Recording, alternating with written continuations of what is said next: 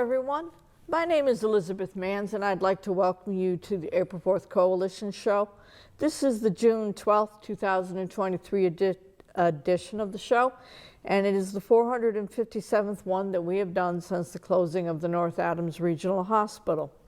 The April 4th Coalition's mission statement is, we are for workers' rights and collective bargaining rights and are against tax breaks for the rich and corporations who ship our jobs overseas.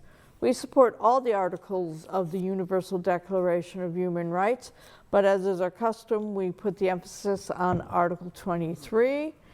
Dick, you want 1 and 2, or you want to keep doing every other? I'll do 1 and 3. How about that? You want to do 1 and Yes. 3. God, he's being nice to me because I was out of town. Yes. Article 23, Section 1. Everyone has the right to work, to free choice of employment, to just and favorable conditions of work, and protection against unemployment. Number 2, everyone without any discrimination has the right to equal pay for equal work. Number 3, everyone who works has the right to just and favorable remunerations, ensuring for him or herself and his or her family an existence worthy of human dignity and supplemented, if necessary, by other means of social protection. Number 4, everyone has the right to form and join trade unions for the protection of her or his interests. And as is our custom, we give a thank you to both Michael Putnam, who is the program director for WMNB LP 107.1, for airing the audio portions of our show on Fridays, and to David Fabiano and his wonderful staff at the NBC-TC, or Northern Berkshire Community Television station, for assisting us with producing this show. And I believe we can be found on the public access channel 1301 throughout the week.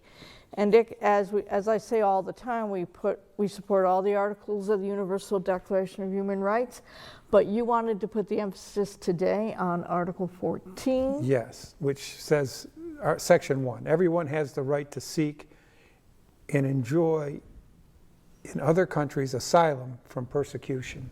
And the reason you want to do this is because the majority of the immigrants coming across the border, especially the southern border, Yes. are usually asylum seekers? Yes, and people coming on the southern border aren't always people that are from Right. Latin or South America. There's sometimes people that are from Eastern Europe and other countries they go to the southern border because that's the only way that they can get in.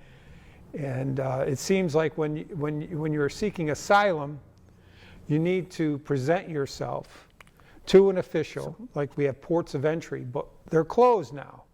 So people can't present themselves and say that I seek asylum and then go through the process of legal Right. asylum. So we have a couple videos that we'd like to show and that talk about legal immigration and asylum, and we'll try to combat the fever of hate and fear that is pervading the country, should we say? Yeah, the topic that is probably stopping us from having reform to our immigration system. As you'll hear, our immigration laws were written in the 1990s, before the internet existed, Right. and they need to be revamped.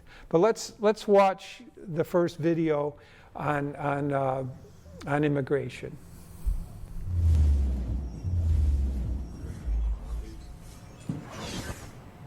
Today we begin a 3-part series titled Broken: Legal Immigration in America. The goal is to take an in-depth look at how the antiquated process of bringing skilled labor into the country drives the labor shortage and inflation. These issues could mean lower growth in the future if we don't fix the problems. And senior economics reporter Steve Leisman has that story this morning. For most Americans, the immigration debate focuses on the illegal side, how to secure the border from the millions of undocumented immigrants who enter the U.S. every year, and how they should be treated once they arrive. But America also has a massive legal immigration problem, one with far-reaching consequences for the economy. Experts say the antiquated system is broken, playing a big part in the nation's shortage of educated workers, especially in the vital medical and technology sectors. The broken system helps push up inflation and, experts say, plays a role in making illegal immigration worse. We're talking about worrying about recessions. We're talking about inflation. I think we're going to have a bigger catastrophe if we don't get more workers into our society, and we do that by immigration. A recent note from Goldman Sachs points to a fall off in immigration and says the biggest gap between job openings and available workers in post-war history is one of the key reasons that inflation is soaring.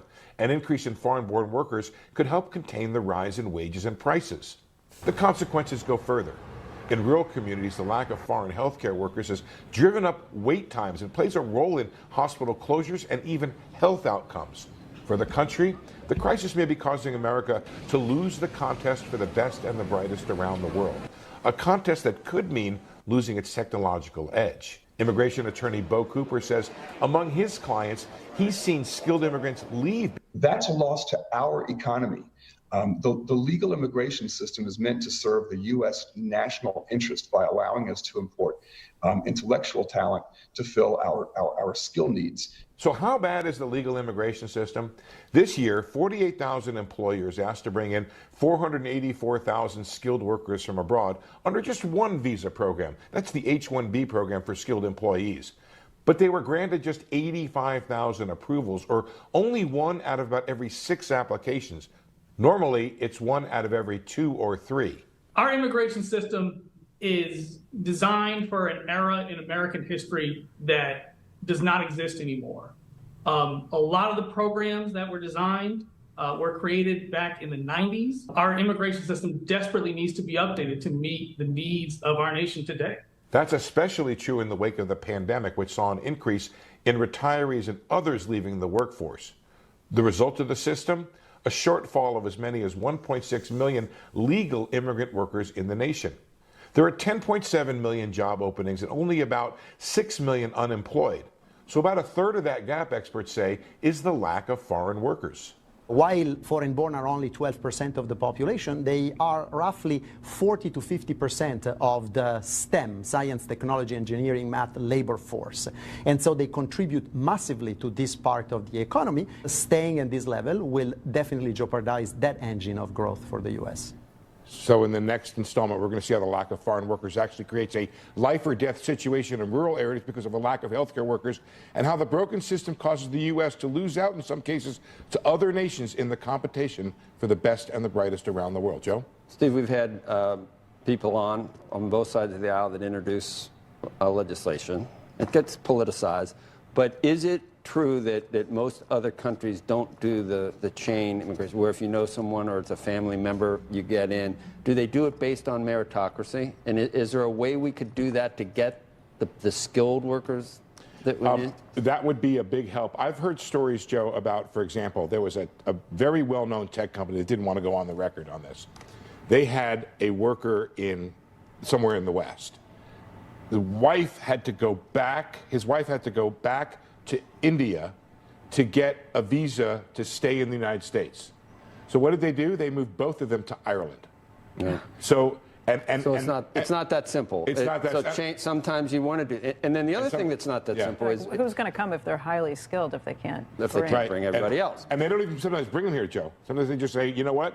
Getting you in here, if you applied today, if you were an employer and you wanted to bring somebody in today, you would be lucky to get that person in October of 2023. And we're talking legal immigration now. Legal. And both sides conflate illegal with that. That's the biggest problem, Jim. But there are we could use a lot of people that want to come in that maybe aren't as skilled. We need these people as well. But then again, there might be language problems or so right. There is no way, Joe, if you are not a skilled worker, essentially to get in legally. So people say, a lot of experts we talked to said, if you were to create a process by which more skilled and unskilled workers could get in legally, you might seriously alleviate the problem at the border. That's the connection between the legal and the illegal immigration. So we need to address it's supply and demand. We need to address both illegal and with a big omnibus bill, but neither side will give the other a win. Well, you're sort of giving away part 3 of why we're looking at solutions. So what we're going to look at in part 3, Joe, is there is some low-hanging fruit. And we are going to get into this big, neither side will give each other a win, and they just, they can't get there. Yeah, Gee, you gave it away. They just gave it away anyway. But yes, traditionally, if you look at the history of immigration, the U.S. has always imported workers to fill the gap and things that they needed. It started in the 1800s, you know, with the Irish and the Chinese and all of them that they needed for building the railroads and whatever else. The point was to import in the immigrants who wanted to do the work that the U.S. American citizen did not want to do. Right. You know. I can tell just from my own family. You know, my grandfather immigrated to the United States and moved to Reedsboro, Vermont. And that whole chain of immigration started with a Mrs. Cozio who lived in Pittsfield, and her husband died. And so her son took her up to travel through the Berkshires. I don't know if it was by train or wagon, but anyways, they went through Reedsboro, and it reminded them a lot of their hometown, Piacenza, in northern Italy. At that time, it was in Austria. And so the son got a job at the wood pulp factory in Reedsboro, where they still had a chair shop and all that other. There was a lot of logging going on, and the guy there said, "Hey, can you get me more workers? Can you get me more workers?" He said, "Yeah, sure, I can." And within a couple years, like 200 people immigrated from my grandfather's village to Reedsboro, Vermont, to work in the wood pulp industry. You know, they just came, you know. They just came because they were looking for a better life. And, right. And the opportunity was there. And this show made it evidentially clear that there are still millions of unfilled jobs, whether you're skilled or unskilled, that could be filled. Now, when these people that are immigrants, but not yet naturalized citizens, when they work, they do pay taxes, though. They do pay tax. They pay taxes, they pay Social Security tax, and they pay income tax. They pay all those taxes while they're working. And so, you know, we hear a lot of people talking about, oh, the Social Security system is falling apart, but it's not falling apart. The reason that there's a problem is the baby boom generation is now retiring. I'm a member of that. I'm retired. And we don't have, like, you look at how many people graduated from Drury High School class, I think it was 60 to 70 seniors. Right. When I graduated, it was 200 seniors. And when I graduated from Taconic, because I'm also a baby boomer, the tail end of the baby boomers, there were, I think, close to 300 graduating from Taconic. And I'm pretty positive it was in the 100s.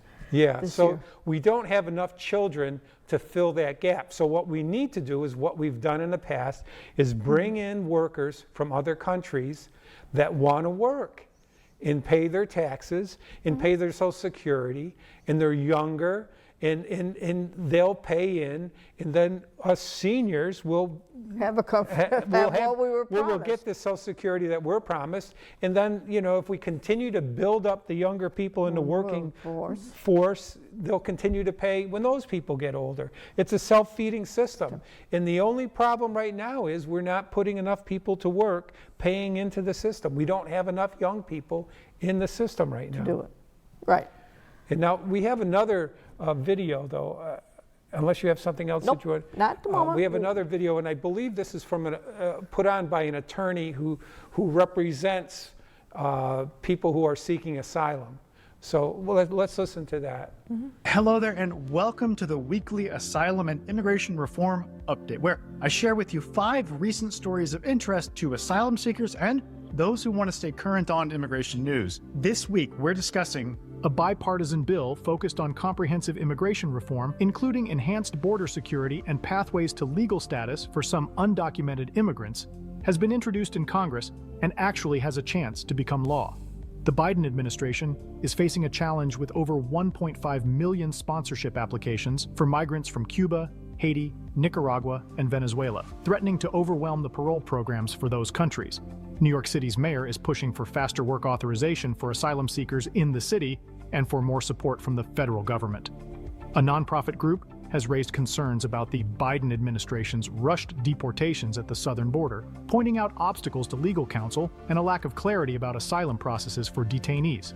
And finally, 4 Chinese immigrants in Florida are suing over a new law preventing them from buying land, alleging it infringes on their constitutional rights and parallels the historically discriminatory Chinese Exclusion Act.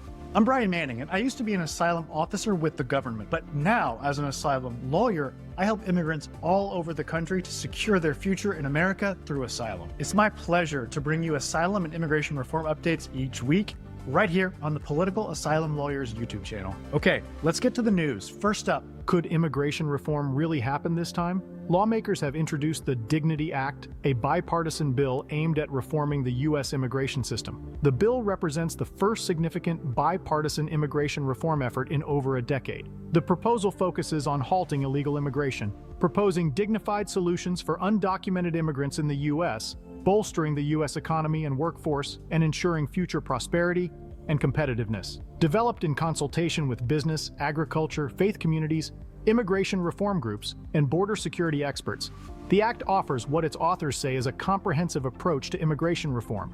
Provisions include enhanced border security, protections for dreamers, agricultural worker reforms, and crucially, pathways to legal status for certain undocumented immigrants who have been in the country for more than 5 years, and comply with stringent requirements. I'll get into the details in a future video. Stay tuned.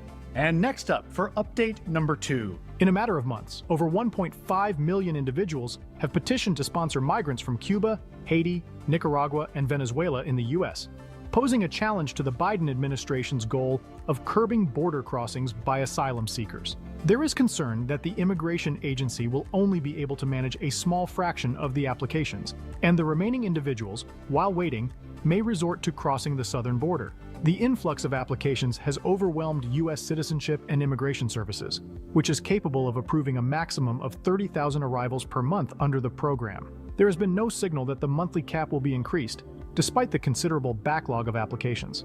All right, time for our third immigration update. The governor of New York and the mayor of New York City are advocating for the White House to expedite the work authorization for the city's asylum seekers, aiming to supplement the labor force amidst a notable workforce deficit. The current authorization procedure, which restricts migrants from legal employment for 180 days post-asylum application, is deemed insufficient by the governor. They aim for over 70,000 asylum seekers to quickly occupy various roles, including agricultural and food service jobs. Mayor Adams underscored that the $30 million financial assistance from the Biden administration pales compared to the $1 billion already expended on the surge of immigrants, with anticipated costs up to $4.3 billion.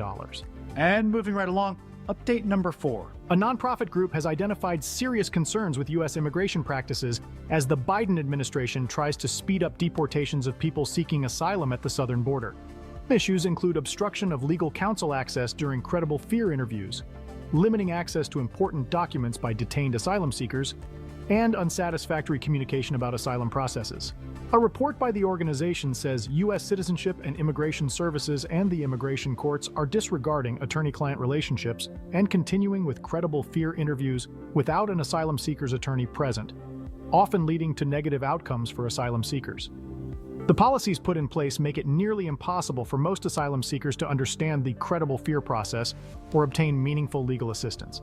The organization also emphasizes the traumatic experience asylum seekers face during this process, which is compounded by the restrictions and limitations put in place by the current system. And finally, our 5th immigration update for this week. 4 Chinese immigrants living in Florida are challenging a new law that prevents them from buying land in the state. This law was signed by Governor Ron DeSantis with the aim of reducing influence from the Chinese Communist Party.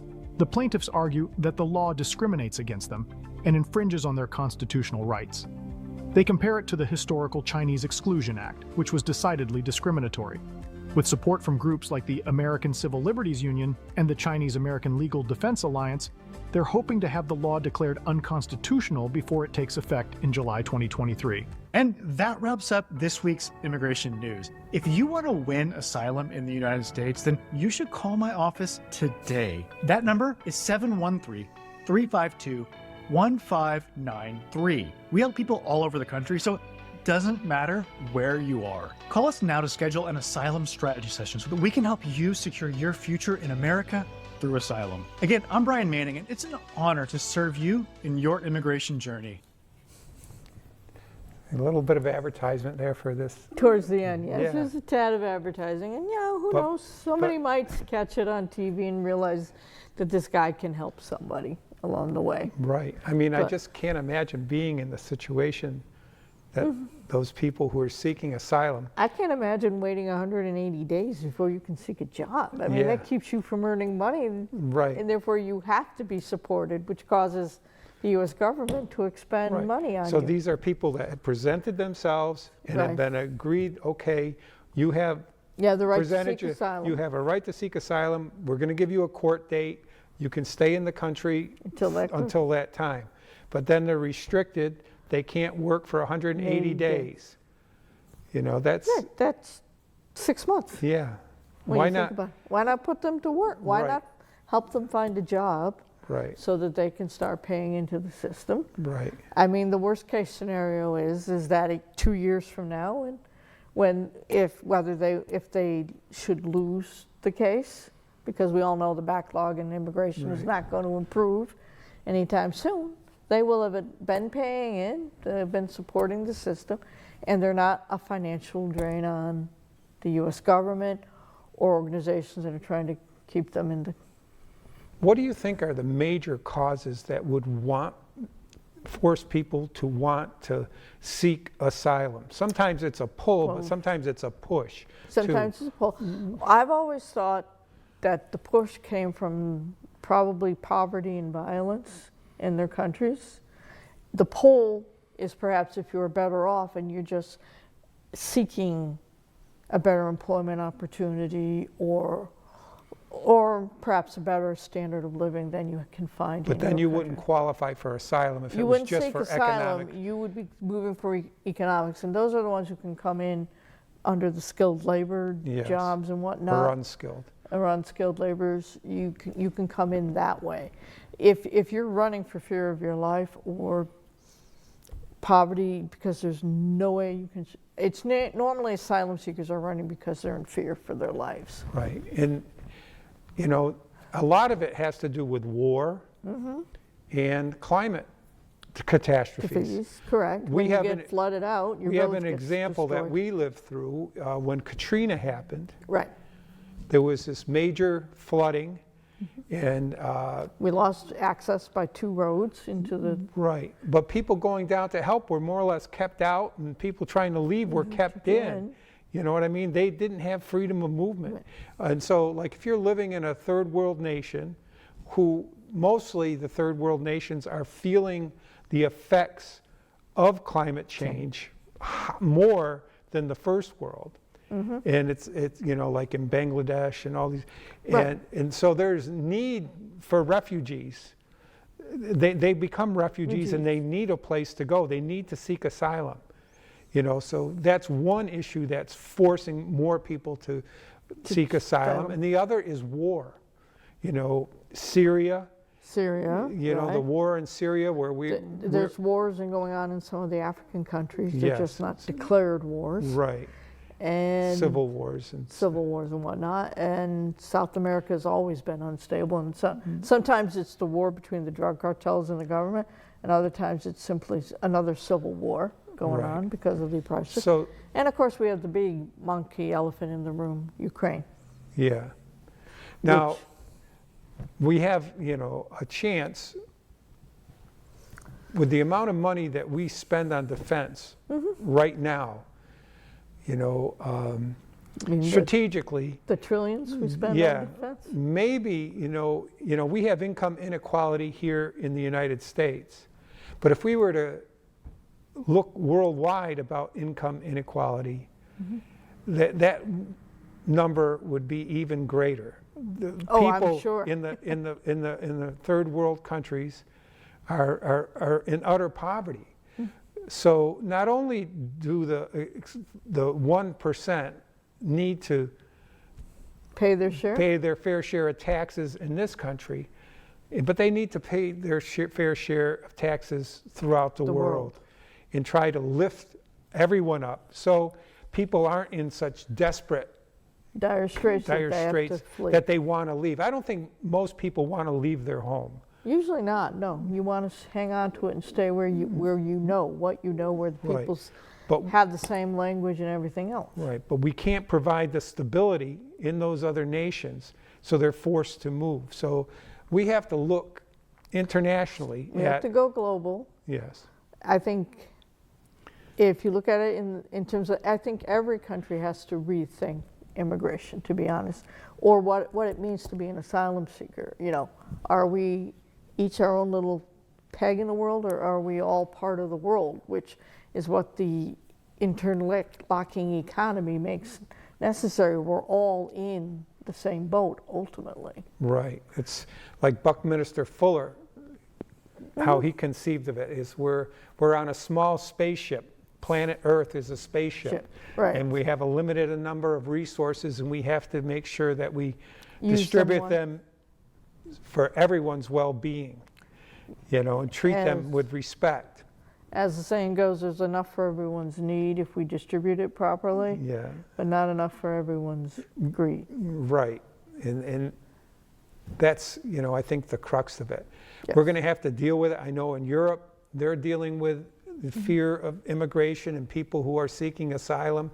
And it's, you know, if we look at the wars that are being fought and civil wars, you know, and how to stop them, I think we have, you know, that would help alleviate some of the refugee problem. The other part is climate.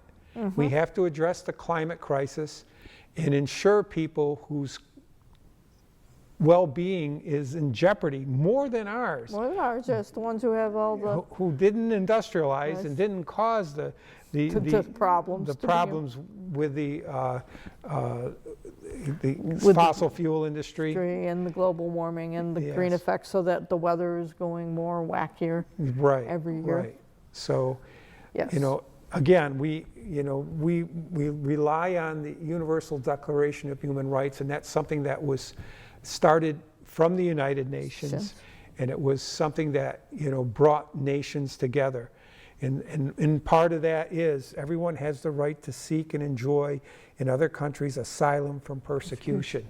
So we have a crisis, we have a shortage of workers, and we have people all over the world that would like to come to here us. and make our country a stronger country, because every time an immigrant group comes in, They do make us they better. do make us better. Like if you think of Syrian refugees, well, was it Steve Jobs? His father was a Syrian refugee, Yes. came to the United States, and Steve Jobs built Apple computers, the reason why I have this phone.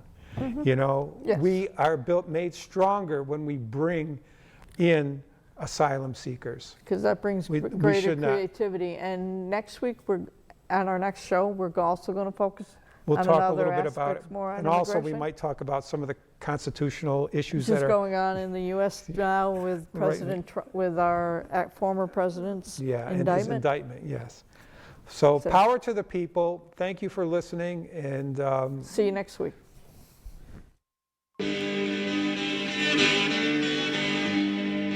There's power in the factory, power in the land, power in the hand of the worker.